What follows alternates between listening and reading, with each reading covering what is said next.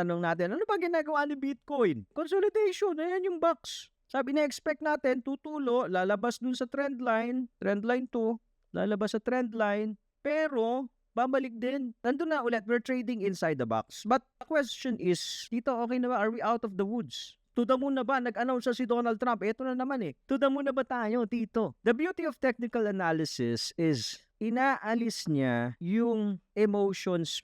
Pag ini-interpret mo siya, dyan lang, yung mga kandila lang na yan. I'm gonna share with you kung paano ko po nakita na huhugutin to. Diba? Sabi ko sa inyo last week, hindi, huhugutin yan. Mag-close ulit yan. Kasi ini-imagine ko yung kandila. Ini-imagine ko, Lunes pa lang ang aga pa, nagkakabuhusan. Tapos nandun tayo sa support. Okay, meron tayong support. Meron tayong magandang support level. Right? This is the trend line. Where's our TIPI? TIPI tips natin. Alright. Ang ganda ng support natin eh.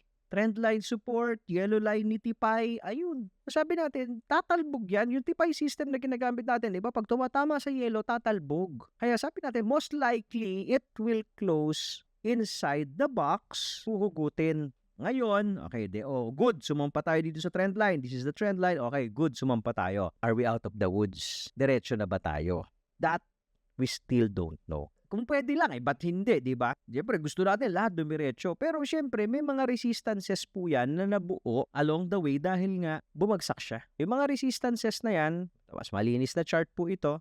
Una po, yung blue line ni TIPI sa daily. This is the daily chart. Okay, so, kailangan natin mag-trade dyan. Pangalawa, yung psychological number na 100K. Somewhere here, ito po yan. Magiging resistance. Yung Fibonacci natin, retracement level, yan po, magiging resistance po yan. So, itong area po na to, look at this. So, kailangan nating i-clear to ha. Look at this. Dito nagsusuntukan. Yan, okay? Diyan nagsusuntukan. Diyan maraming trades. So, magiging resistance yan. So, kailangan po nating i-clear yung area na yan.